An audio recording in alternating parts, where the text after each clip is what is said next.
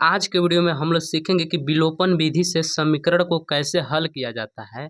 तो चलिए हम वीडियो को शुरुआत करते हैं। तो सबसे पहले विलोपन विधि समझने से पहले आपको हम कुछ बेसिक स्टेप समझा देते हैं। सिर्फ बेसिक स्टेप में ये आपको समझना है। जैसे देखिए, यहाँ पे आपका 4 फार्मूला हम लिख दिए हैं, इसको आप तैयार कर लेंगे। जैसे देखिए, प्लस गुणे प्लस प्लस होता है, माइनस गुणे माइनस प्लस होता है, प्लस माइनस माइनस और माइनस प्लस माइनस होता है। अब जैसे इस पे सवाल कैसे आपका रहेगा, जैसे देखिए 2 माइनस कोष्टक में -5, इसको जब हल करेंगे आप तो क्या हो जाएगा, 2 अपने जगह पे जब कोष्टक हटेगा तो माइनस माइनस देखिए माइनस माइनस प्लस होता है, तो यहाँ पे प्लस लिख लेंगे 5 और 2 और 5 कितना होता है, 7 होता है। अब जैसे एक ठो ऐसे भी हो सकता है 6 प्लस माइनस 3, इसको हल करना है तो देखिए 6 अपने जगह पे, 6 को अपनी जगह पे लिख दिए, प्लस माइनस माइनस 3, 6 में से 3 घटा देंगे 3 बच जाएगा। अब तो ये अगला टाइप जो हमारा बनेगा, जैसे ऐसे 4 माइनस 5, यहाँ पर भी माइनस मान लीजिए है, तब कैसे हल करेंगे। तो देखिए सबसे पहले क्या करना है कि पहले चिन्हों का गुना कराएंगे, माइनस माइनस प्लस, प्लस का मतलब होता है जोड़ करना, 4 और 5 9, यहाँ पे लिख देंगे 9। अब देखेंगे कि इसमें बड़ा अंक कौन है, 5, 5 का क्या चिन्ह है माइनस, यहाँ पे लगा देंगे माइनस। जैसे -13 प्लस 6, इसको हल करना है तो देखिए यहाँ पे पहले चिन्हों का गुना कराएंगे, माइनस प्लस माइनस, माइनस का मतलब होता है घटाव करना, 13 में से 6 घटा देंगे तो कितना बच जाएगा 7। अब इसमें बड़ा अंक कौन है, 6 की 13, 13 13 का चिन्ह है माइनस, यहाँ पे हम लगा देंगे माइनस। आ रहा बात समझ में। अब देखिए समीकरण कुछ हल करना हम लोग समझते हैं। जैसे देखिए यहाँ पे क्या करना है, जैसे यक्स माइनस दो बराबर 6 है, इसमें हमको यक्स का मान निकालना है हल करके। तो यक्स अपने जगह पे 2 इधर माइनस में, जब इधर आएगा तो हो जाएगा प्लस में, 6 प्लस 2 यानी 6 और 2 कितना होता है 8, यक्स का मान कितना निकल गया 8 निकल गया। जैसे देखिए यक्स प्लस 9 बराबर 11 है, देखिए 9 इधर प्लस में, इधर आके हो जाएगा माइनस में, तो यहाँ पे लिख लेंगे यक्स बराबर 11 माइनस 9, 11 में से 9 घटा देंगे कितना बच जाएगा 2। आया बात समझ में। एक ठो ऐसे भी होता है कि 3x बराबर 15, जैसे यहाँ पे देखिए 3 क्या कर रहा है, 3 यहाँ पे गुणा कर रहा है, इसको हम ऐसे भी लिख सकते हैं 3 गुणे x बराबर 15, 3 इधर गुणा कर रहा है, इधर आके तो भाग करने लगेगा, तो यहाँ पे हम लिख लेंगे x बराबर 15/3। अब 3 से ये काट देंगे हम इसको, 3 एकम 3, 3 पचे 15। आया बात समझ में। अब समीकरण हल करना समझ गए होंगे। अब चलते हैं हम अपने सवाल पे। तो हमारा सवाल देखिए क्या है कि 2x माइनस 3y बराबर 13, और दूसरा समीकरण है कि 7x माइनस 2y बराबर 20 है। इसको हमको विलोपन विधि से हल करना है। तो सबसे पहले हम क्या कर लेंगे ना, पहले समीकरण को समीकरण नंबर 1 बना लेंगे और दूसरे को समीकरण नंबर 2 बना लेंगे, ऐसे बना लेंगे।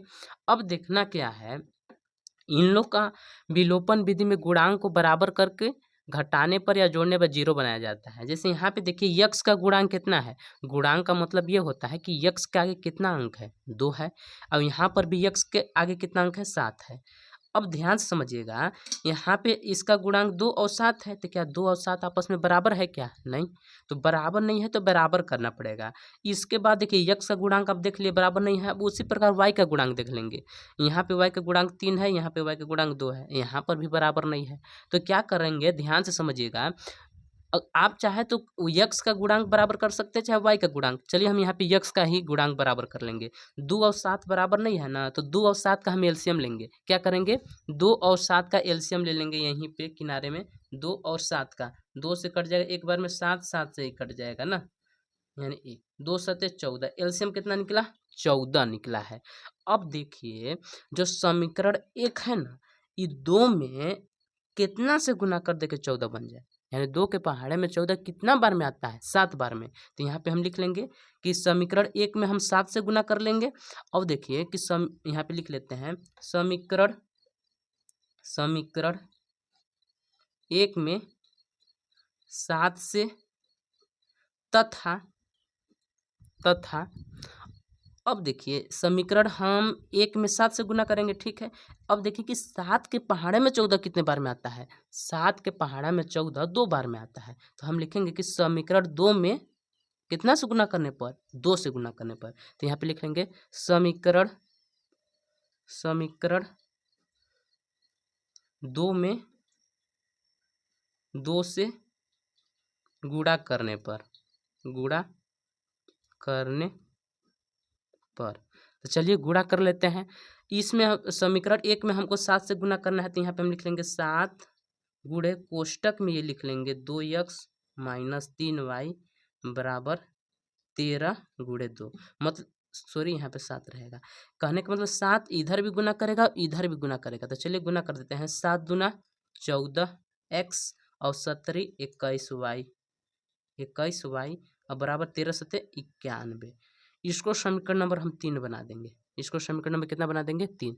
उसी प्रकार हम समीकरण 2 में भी 2 से गुना कर रहे हैं, तो यहाँ पे लिख लेंगे 2 गुणे समीकरण 2 को उतार लेंगे 7x माइनस 2y बराबर 20 गुणे 2। इसमें चलिए गुना करते हैं। 2 सत्ते 14x और 2 दूना 4y और बराबर 20 दूना 40। इसको समीकरण नंबर हम 4 बना देंगे। इतना तो आपको आ रहा होगा समझ में। अब ध्यान से समझिएगा, हम जो गुणांक बराबर किए, जैसे यहाँ पे गुणांक 14 है और यहाँ पे गुणांक भी 14 है, बराबर है, तो जो हम बराबर किए हैं ना, तो देखिए 14x और ये 14x में हम क्या करें कि जोड़ करें कि घटाव करें कि ये वाला पद हमारा 0 बन जाएगा। यदि हम जोड़ देंगे तो 14 14 28x हो जाएगा, लेकिन घटा देंगे तो ये 0 हो जाएगा। तो हम क्या करेंगे, लिखेंगे कि समीकरण 3 माइनस समीकरण 4 करने पर, इसका मतलब समझ रहे हैं जी कि हम समीकरण 3 में से समीकरण 4 को घटा रहे हैं। तो हम क्या कर लेंगे, एक बार समीकरण को लिख लेंगे 14x माइनस 21y बराबर 91 और 14x माइनस 4y बराबर 40। अब यहाँ पे हम घटाएंगे। अब याद रखिएगा, जब हम घटाएंगे तो सबका चिन्ह बदलेगा, सब पद का चिन्ह बदल जाएगा। जैसे यहाँ पे 14x है, इसके आगे चिन्ह प्लस है, जब हाँ जी, तो देखिए इसके आगे चिन्ह प्लस है तो हो जाएगा माइनस, अब इसके आगे चिन्ह है माइनस तो हो जाएगा प्लस, अब इसके आगे चिन्ह है प्लस तो हो जाएगा माइनस। यानी सबका चिन्ह बदलता है, क्या चीज़ करने पर? घटाने पर। अब ध्यान से समझिएगा, जैसे यहाँ पे 4y है ना, तो इसके आगे चिन्ह ये वाला चिन्ह नहीं दिखेगा, नीचे वाला चिन्ह से समझना है आपको। जैसे 14 है तो 14 के आगे चिन्ह प्लस तो छिपा है, लेकिन ये वाला चिन्ह नहीं देखेंगे, हम नीचे वाला चिन्ह देखेंगे। अब देखिए एक ठो ये माइनस में, एक ठो ये प्लस में, इसलिए कट जाएगा, यानी 0 बन जाएगा। अब देखिए प्लस माइनस माइनस, अब हमको क्या करना है कि 21 में से 4 को घटा देना है। 21 में से 4 को घटाएंगे तो कितना बच जाएगा हमारा? 17 बच जाएगा, 17y। अब देखिए इसमें 4 बड़ा है कि 21, तो कहिएगा कि 21 बड़ा है। 21 का चिन्ह है माइनस, तो यहाँ पे हम लगा देंगे माइनस बराबर। अब इसको घटाने, तो चलिए घटाते हैं। 1 में से 0 घटाएंगे 1 और 9 में से 4 घटा देंगे 5। अब देखिए -17y, -17y में क्या कर रहा है? गुणा कर रहा है, इधर आके भाग करने लगेगा, तो यहाँ पे हम लिख लेंगे y बराबर क्या लिखेंगे? 51 बटे में -17, 17 से हम इसको काट देंगे, 17 एकम 17, 17 तिया 51। अब यहाँ पे माइनस को हम ऊपर कर देंगे -3। y का मान कितना निकल गया हमारा? -3 निकला है। अब ये जो y का मान निकला है, इसको हम या तो समीकरण 3 में रख देंगे या तो समीकरण 4 में रख देंगे। अब देखिए 1 2 में क्यों नहीं रखेंगे? क्योंकि समीकरण जो 1 और 2 का नया रूप समीकरण 3 और 4 मिला है, मतलब 1 2 में नहीं रखना है, जिसमें गुणा करने पर जो समीकरण बना है उसी में ही हम रखेंगे। तो यहाँ पे हम क्या लिखेंगे? यहाँ पे हम लिख देते हैं कि y का मान, y दिखाई दे रहा होगा आपको, ठीक है, y का मान समीकरण, चलिए हम समीकरण किस में रखना चाहें बताइए? चलिए हम 2 में 4 में रख देते हैं। समीकरण 4 में रखने पर तो समीकरण 4 को उतार लेंगे, 14x माइनस 4y बराबर 40। ठीक, अब यहाँ पे क्या करना है?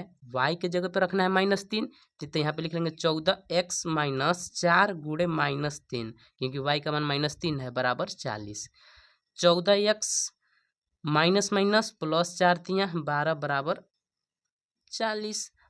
देखिए 12 इधर प्लस में है, जब इधर आएगा तो हो जाएगा माइनस में, तो 14x बराबर 40 माइनस 12। अब इसको हमको घटाना है, तो चलिए घटाते हैं। 14x अपने जगह पे और 40 में से 12 घटाएंगे। देखिए 10 में से 2 घटा दिए 8 और 3 में से घटा देंगे 2, यानी 14 से इसको काट देना है। 14 एकम 14, 14 दूना 28। x का मान कितना निकल गया? 2। बस हो गया, यही तो है विलोपन विधि से समीकरण हल करना। उम्मीद करते होंगे कि आपको विलोपन विधि आ गया होगा समझ में। अगर वीडियो अच्छा लगा होगा तो वीडियो को लाइक कर लीजिएगा और हमारे चैनल को भी सब्सक्राइब कर दीजिएगा।